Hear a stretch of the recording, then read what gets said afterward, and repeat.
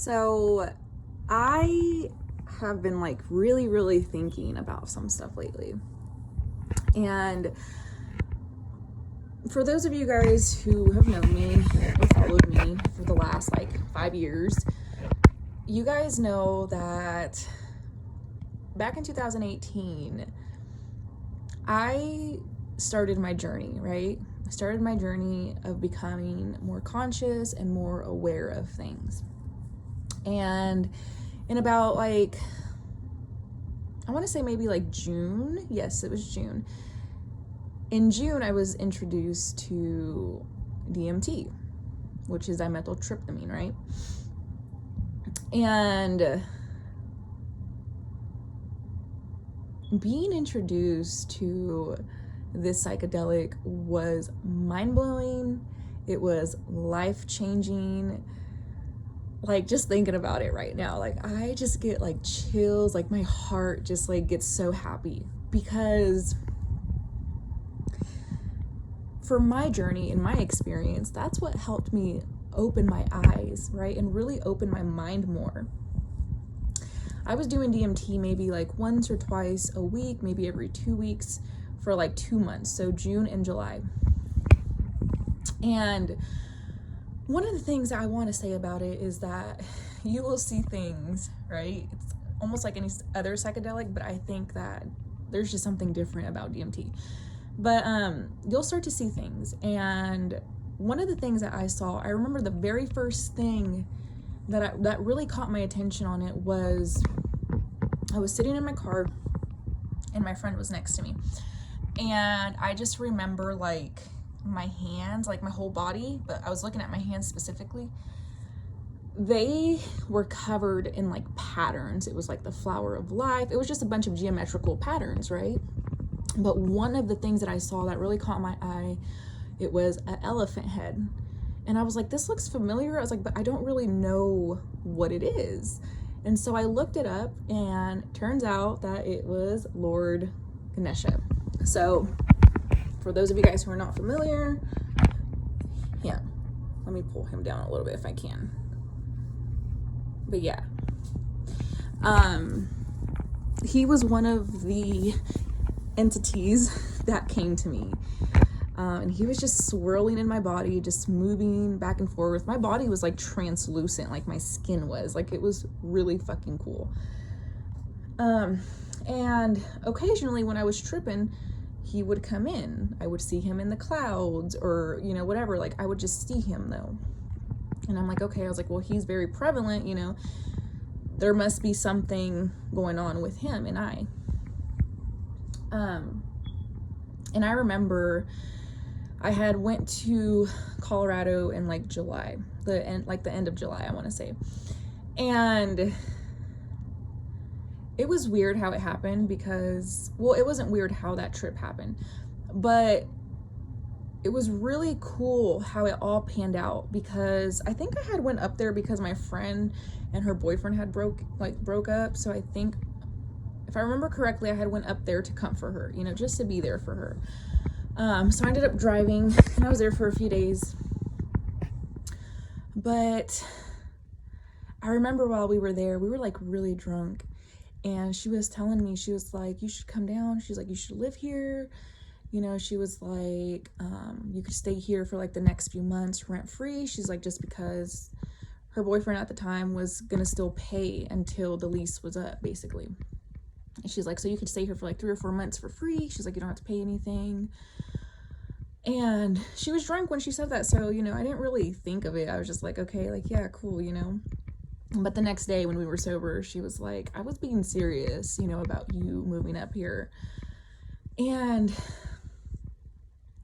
for those of you guys who know, I love Colorado. Like, I would try to get out there at least 2 to 3 months. I mean, at least 2 to 3 times out of the year. Like, I love Colorado so much. But, so she was serious about it. So I was really thinking about it, you know. And it was a very hard decision because I had everybody here, like back home. You know, I had a really good job. I was making good money. Like, it was a lot to give up. But there was something in me that told me, just go, like, just do it, you know. And I remember I told everybody, like, well, people who were close to me, and some of them supported me, others were like, it's a bad idea, you know, like, don't do it, you know, you have your job and your car here, everything, whatever. And I was like, I'm not gonna let people get in my head and influence me, because this is something that I feel so deeply in my body. And so I ended up getting on, I think it was like Indeed, right? Just looking for a job. And I actually applied where my friend was working at, because she said that they hired pretty quickly. So I applied. They wanted to interview me. So I think my interview was like August 15th or something like that. So I was like, okay, I'm gonna make enough money so I can have some money left over, you know, to get there and stuff. And so I worked, did my thing, and then I made the choice to move there. I think I ended up leaving like the 13th or the 14th of August, just so I could be on time to, you know, my interview the next day. And packed up all my shit, put it in my car, brought my cat with me. That was gonna be one thing too, was she had told me, she's like, well, you can't really have animals, you know, unless it's a service animal. And I was like, well, I'm not gonna go. I was like, because I'm not gonna leave my cat behind.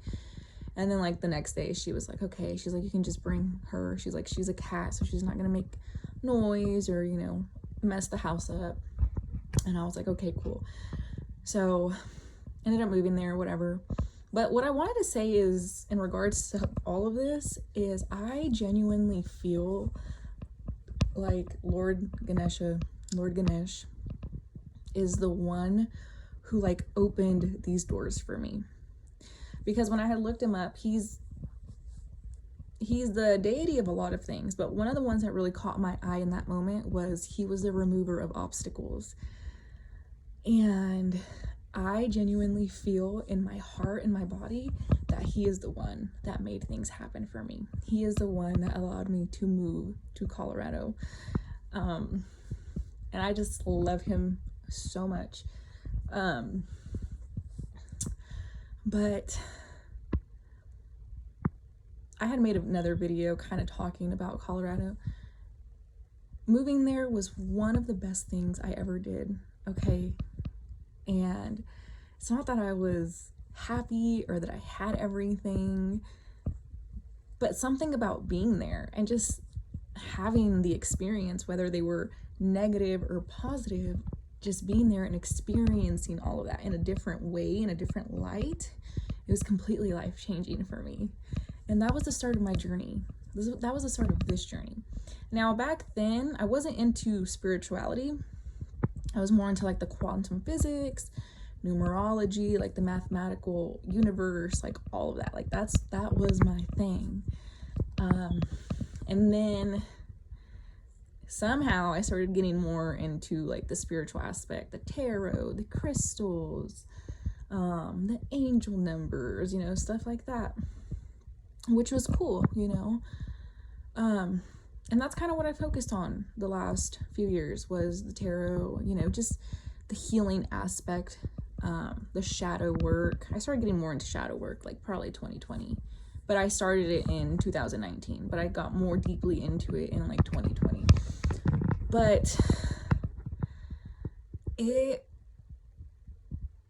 it's just crazy how life guides you when you let it.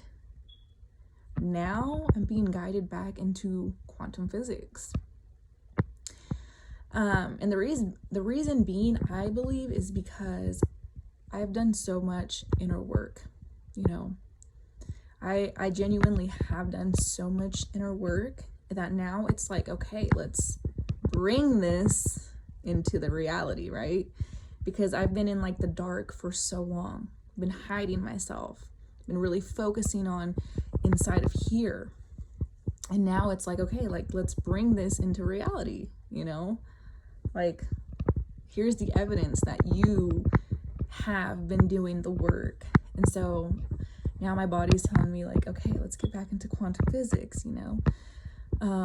Started learning about the law of assumption, not the law of attraction, but the law of assumption.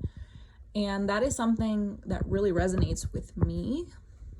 It's something that I was learning, like I said, when I was first studying quantum physics. That's one of the things that I was learning.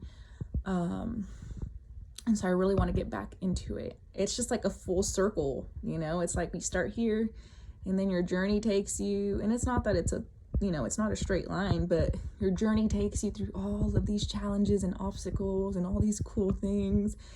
And then it's like you're right back to where you were, but it's like it's like you're finishing something. It's like a cycle, right? Life is really cool. Life is really cool if you can get out of your own way. Okay? That's what it takes. It's getting out of your own way and being open-minded. Because I think a lot of us kind of live in that victim mentality. I've been there. I'm still there sometimes, okay? But when you allow yourself to see infinite possibilities, infinite realities, it's a game changer. So that's all I wanted to talk about. Yeah, you guys, I mean, this life is literally yours. You just have to take control of yourself, because you can't really do much on the external, right? You can only do so much, but what you can control is this, you. So I definitely think that this journey and all of these challenges and all of these obstacles are definitely worthwhile, because they just teach you so much about yourself.